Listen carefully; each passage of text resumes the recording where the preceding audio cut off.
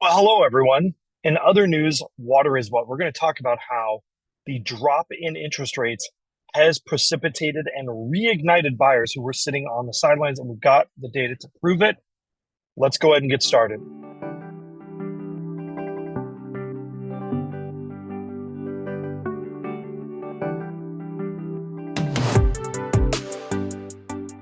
My name is Stephen Meade with Domicile real estate for people who love houses.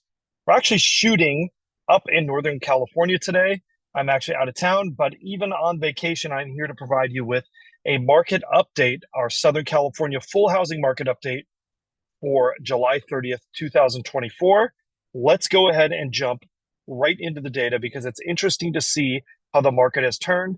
We're also going to talk a little bit about something that I think is important. I harp on this a lot about why sold data is not always good data if you are a buyer trying to make decisions today. So first things off, if we look at total active listings, we're seeing it soften here, right? Like that it's not growing as fast, and in fact, it's almost fully stopped growing if we're looking here at our $1 to $2 million price category. So good news is we still do have way more listings this year than we had last year in both of these price categories. So if you're a buyer, do not lose all hope. You're still better off, I think, than you were last year. If we look at new listings, right, like we still have a healthy amount of new listings coming on the market. Obviously, that 1 to 2 million, we're going to see a little bit more activity in that category there than we're seeing in that under 1 million, especially when comparing versus last year. And I think what you're seeing there, right, is really this kind of tells that tale that we've been talking about, how buyers and sellers in these price ranges are in fundamentally different situations, right? The person who is selling an under $1 million home is likely a move up buyer. They are extremely interest rate sensitive. The person who is selling in that $1 to $2 million category, they are likely to be a job transfer, moving for other reasons. Maybe even it's an estate sale, etc. So if we look at our new escrows, if we're looking at our new listings, that's steady. New escrows, we saw a dip, and now they have bounced back, almost hitting high points. I don't think this is a mistake. Guess what? If we look back 2 weeks, it's pretty obvious what happened. We had some pretty strong interest rate reductions, and really that has reignited buyers off of the sidelines. I think some of this might be, just a little bit of holiday weekend, holiday period hangover. But I think this is a real bump in demand. I don't think this is fake. You can definitely feel it out there in the marketplace if you are writing offers on houses, as we are. The last home where our buyers had their offer accepted, it was maybe about a week and a half ago. We competed against 14 other buyers in order to get that house. So there is definitely competition, especially in the desirable homes out there. So if we look at our absorption rate, it's kind of unsurprising to see that that has also jumped up as well. We are still at a better place than we were at last year, though our under 1 million is pretty close, and our 1 to 2 million is bouncing back. I mean, I'm really curious to see where these numbers are going to fall in 2 weeks. Are they going to continue this climb, or is this just a bounce back spike? I actually think they're going to continue a bit of this climb. I think we're going to see ourselves back in that 80 to 90% range, especially if these interest rates hold. Close prices. This is a pet peeve of mine. I have talked about this on so many occasions.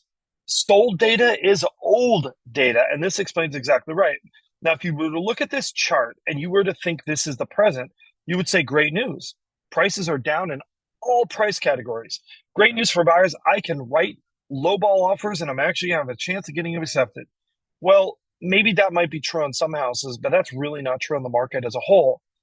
This tells the tale of where the market was 6 to 8 weeks ago. Guess what happened 6 to 8 weeks ago? Well, in my case, we actually had a client get an offer accepted $80,000 under list price. Again, 6 to 8 weeks ago.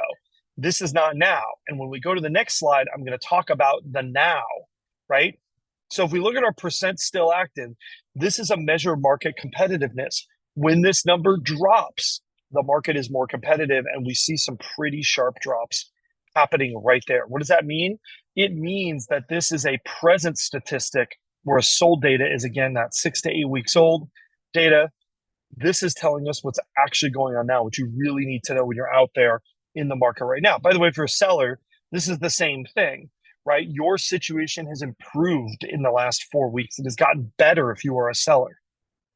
If we look at our list to close ratio, again, we're back to some old data. This looks like it's softening, albeit we're still above 100%, probably in that 101% range for both under 1 million and 1 to 2. So, relatively better. But again, this is old data. This is based on the houses that went into escrow, 45 days ago. It's not based on the present. Now, jumping back to a present statistic, right? Days on market for new contracts. So this is of the homes that actually found a buyer in the last 2 weeks. So these are the homes people are actually writing offers on. How many days on average on market were they? Well, guess what? They were at 30. 30 is very short. Is this more than it has been maybe at some points in the past or dipping into the mid-20s? Yes. But 30 is still a very, very short period of time. I will note, however, though, this is still a little bit better than it was last year at this point in time, if you're a buyer. Now, this also shows you exactly why we're seeing this uptick in demand and why we're seeing the market get a little bit more competitive. This is the three-way chart, right? And just as a reminder for everybody, this is indexed back to June of 2018. So these numbers are all relative to June 2018, which, by the way, scary. This is over 6 years ago now. The red line is CPI, right? This shows what has happened to the consumer price index since June of 2018. It's up about, 22, 23, 24%, something like that. If we look at our rent index, now what is our rent index? This is that yellow line.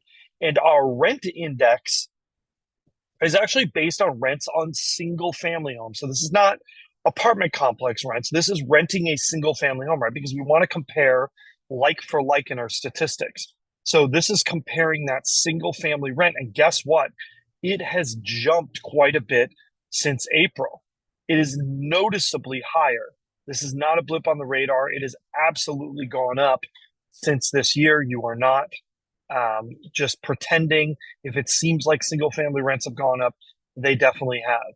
Now, in the meantime, we've got a simultaneous effect, right? And that is that interest rates have dropped. And that has brought that blue line, which is our payment on a median single family home, that has brought that down. And like I said, when the blue and the yellow lines start to get close together, that's really the market working itself out. Typically, is there a premium for buying? Absolutely. It's typically going to be about 1 to 1.5 of these segments on our chart, like these 20% segments, if you look on here. And by that rent coming up and the payments going down, guess what? That is really going to put some energy back into that payment index to make those go up. Now, by the way, these two are related, right? This rent index and this payment index, right? Like there's only a certain number of single family homes in the marketplace. Some of them are going to be rentals and some of them are going to be purchased. If that payment index gets too high, more people are going to rent. That's going to drive the rent index up. That goes up enough, it's going to drive people back to buying. Also, remember, people who own homes can have a choice. Are we going to sell it or are we going to rent it out? That's a choice that homeowners get to make if they're not living there, right? And they're trying to figure out what to do with the property. So understand that when we're looking at these graphs, there's kind of a bit of a symbiotic relationship with this. Finally, we've got it. Our prevailing mortgage rates, they are firmly below that 7% number for the 30-year fixed nationally. This is really fueling a lot of that demand, especially at the low end of the market, which is particularly sensitive. Anyhow, that's all we've got for you this week. Thank you so much for watching. Questions, comments, we love them. Obviously, if you are looking to buy or sell real estate here in Southern California, definitely, we'd love to hear from you and reach out for us. Questions, comments, we love them. Don't forget to like, subscribe, and hit that notification bell so you see when we have new market update videos. And we will see you again real soon.